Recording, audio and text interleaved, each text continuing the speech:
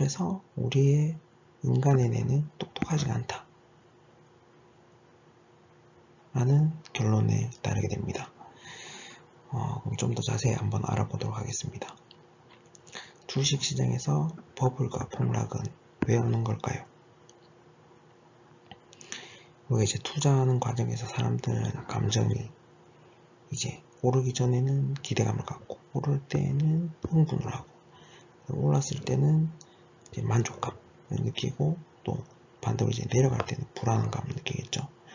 그 다음에 급하강할 때는 또 패닉이 오고, 그 다음에 떨어져서 이제 더 이상 올라가지 않을 때는 이제 절망, 이런 감정을 느끼게 됩니다. 그렇게 되면 여기 보이는 것처럼 20%라도 건지자 이러면서 매도를 누르겠죠.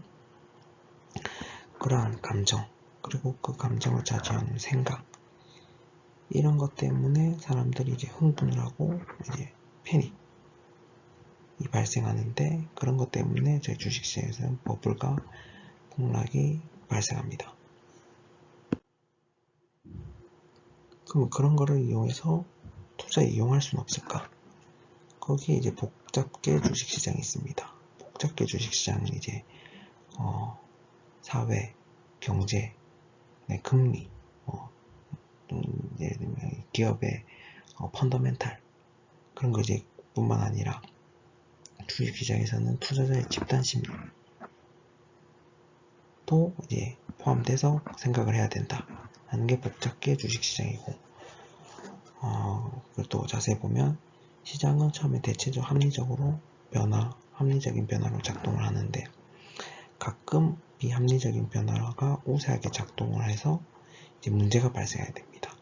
그 문제가 임계점에 도달하게 되면 이제 버블이나 이제 경기 침체가 발생하는데, 또 시간이 또 지나다 보면 다시 합리적인 변화가 우세하게 되어 이제 정상적으로 이제 작동을 하게 됩니다. 우리 인간의 자율신경계와 매우 흡사하죠. 흥분했을 때 교감신경이 우세했다가 그 다음에 부교감신경이 다시 우세해지면서 다시 정상 상태로 돌아오는 그런 신경계, 자율신경계가 흡사합니다. 그러면 투자는 또 지금 언제 해야 되겠냐? 이렇게 투자자의 방향성이 실패되는 지점, 예를 들어서 이제 사람들이 패닉에 빠져가지고 모두가 패닉셀 이렇게 하고 있을 때 저희는 그때 매수를 하게 되면 이제 다시 정상으로 돌아가게 되겠죠. 다시 합리적인 변화가 우세하게 작동할 거니까. 그렇게 되면 그 간격의 수익을 얻을 수 있게 되는 거죠. 그게 복잡계 주식시장입니다.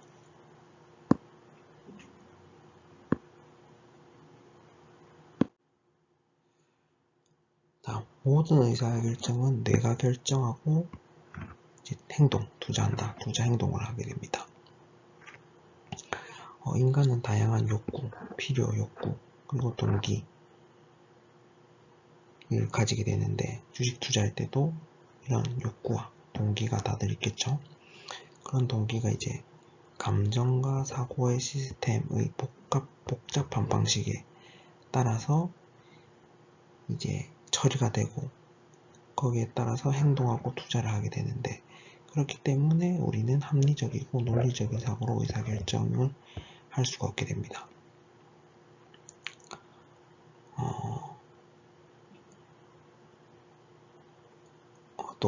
또 특징이 있는데, 저희가 이제 지연 할인, 확률 할인이라는 게 있습니다.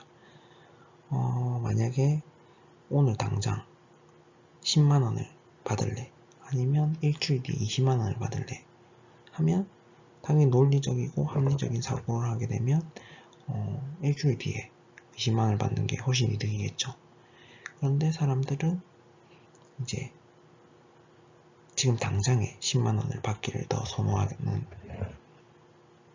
현상을 보입니다. 그걸 우리는 지연 할인이라고 하고요. 그럼 확률 할인이 뭐냐? 예를 들어 그냥 10만원을 받아갈래, 아니면 60%의 확률로 20만원을 받아갈래, 이런 게 이제 확률 할인에 적용되는데, 결과의 가능성이 감소할수록, 그러니까 확률이 떨어질수록 주관적인 가치가 감소하는 현상을 말하는 겁니다. 그걸 우리는 확률 할인이라고 하고요. 여기서 이제 단기 투자, 이제 위험성이 매우 높은 투자를 추구하는 사람들은 지연 할인, 그러니까 당장의 보상을 선호하는 현상이 크고, 그리고 적은 확률로 높은 금액을 받길 원하는 그런 특징을 보이기도 합니다.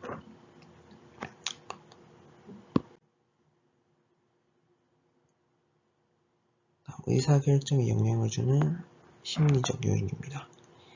욕구가 있죠. 욕구, 4가지 욕구. 생존과 안녕, 그 다음 자아실현과 성장, 그 다음에 지배와 권력, 그 다음에 자극과 흥분. 이러한 욕구들이 이제 감정행동 시스템 하고, 그 다음에 정보처리 시스템을 이제 통과하면서 이제 행동으로 이제 나타나게 되는 겁니다.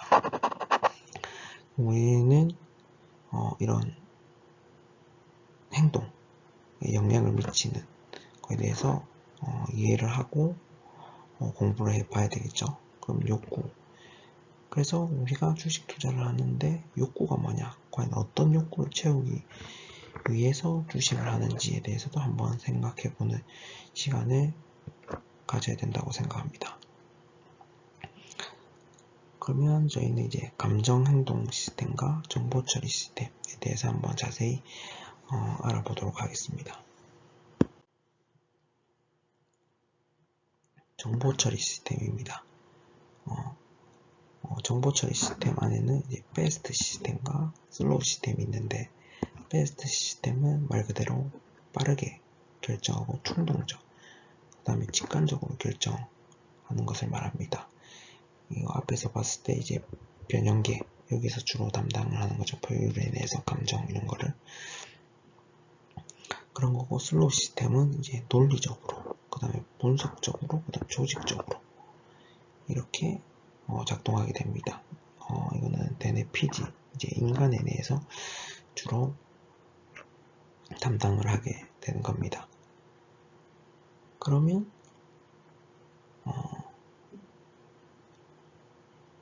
이제 또 근데 또 베스트 시스템에는 오류가 큰 게 있습니다. 편향. 빠르게 결정하고 충동적으로, 그 다음에 직관적으로 자신의 경험에 의해서 빠르게 결정하다 보니까 이제 편향이라는 오류가 주로 발생하는데, 그렇게 보면 또 한 가지 의문점이 있지 않겠습니까? 그러면 베스트 시스템은 쓰지 말고 슬로우 시스템만 활용해서 결정을 하면 좋은 의사결정을 할 수 있지 않을까 하는 생각을 할 수 있는데, 저희의 뇌는 인체의 2%에 달하는 무게 뇌지만은 그 뇌는 거기에 10배에 해당하는 에너지를 소모하고 있어요. 아무 생각 없이 가만히 있을 때도 인체 에너지 20%는 뇌가 쓰고 있어요. 그런데 이렇게 슬로우 시스템을 자주 활용하게 되면 그 에너지 소모가 엄청나겠죠. 우리 효율적인 뇌가 그걸 감당하지 못합니다. 그래서 우리의 뇌는 패스트 시스템과 슬로우 시스템을 적절히 조화롭게 이제 활용을 하게 되는데요. 만약에 예를 들어서 상황이 어렵고 복잡할 때, 그럴 때는 슬로우 시스템이 이제 처리를 하게 되겠죠. 근데 문제가 더 복잡해가지고 이제 슬로우 시스템이 퍼졌어요. 지쳐가지고 쓰러지면 이게 패스트 시스템으로 반납이 돼요. 그렇게 되면 이 패스트 시스템은 그냥 편향적으로 처리를 해버리게 되는 거죠. 그래서 우리가 저녁에 막 열심히 기업을 분석을 하고 이제 시장 상황을 분석을 했는데, 근데 다음날 아침 자고 일어나서 보면 그냥 빨간불 막 올라가고 있는 걸 매수하는 걸 보면 이제 이런 현상들 때문인 거죠. 우리는 이런 거를 항상 생각하고 있으면서 이제 그런 실수를 하지 않게끔 이제 행동을 해야 되는 거겠죠. 다음 감정행동 시스템입니다. 감정행동 시스템 안에는 보상 시스템과 회피 시스템이 있는데 여기서 또 도파민이 나옵니다. 도파민. 우리가 복측 피개역, 여기 복측 피개역에서 이제 예를 들면 뭐 저녁에 치킨, 치맥을 먹는데 먹게 되면 여기 복측 피개역에서 도파민이 분비가 됩니다. 이 분비된 도파민이 여기 측자액, 여기 있는 측자액으로 이동하게 되고 이 측자액에서는 이제 도파민을 받았으니까 이제 행복해지고 이런데 여기 만족하지 않고 좋은데 좀 더 줬으면 좋겠는데 좀만 더 주지 이러면서 이제 다시 복측피계역으로 이제 신호를 또 보내게 되죠. 이런 과정은 우리 인류가 발전하는데 매우 많은 도움을 줬습니다. 생존에도 도움을 줬고요. 밥을 먹으면 행복해지고 도파민이 나오니까 다음에도 밥을 먹어야 되겠다면서 생존을 하고 자손 번식을 할 때도 똑같이 이제 기분이 좋으니까 또 자손 번식을 하게 되고 이런 식으로 생존에 아주 좋게 설계가 되어 있습니다. 근데 현재 시대에서 봤을 때 과연 이게 정말로 좋기만 한 걸까? 이것 때문에 우리 투자는 실패되지 않을까? 에 대해서 한번 생각해 보는 시간을 가졌으면 좋겠습니다. 그러면 이제 도파민이 측자액으로 이제 이동이 되는데 이 측자액 근처에는 또 기억을 담당하는 해마, 감정을 담당하는 편도체, 그다음 습관을 담당하는 손조체 등이 이제 같이 있게 돼가지고 여기도 도파민이 영향을 받게 됩니다. 그래서 우리가 주식으로 돈을 벌었을 때 그 벌었던 방법에 대한 기억만 있는 게 아니고 그때 감정도 같이 다 느끼게 되는 거죠. 그래서 저희가 도파민 중독에 빠지게 되면 이제 그런 기억을 계속 찾고 단기 매매 성향으로 빠지게 되는 겁니다. 그러면 여기서 이제 그거를 제지할 수 있는 전두 피질, 전두 피질에서 도파민이 왔을 때 이게 정말 우리에게 좋은 건지 아닌지 판단을 하고 다음에도 이런 행동을 해야 될지 말아야 될지 판단을 하게 되는데요.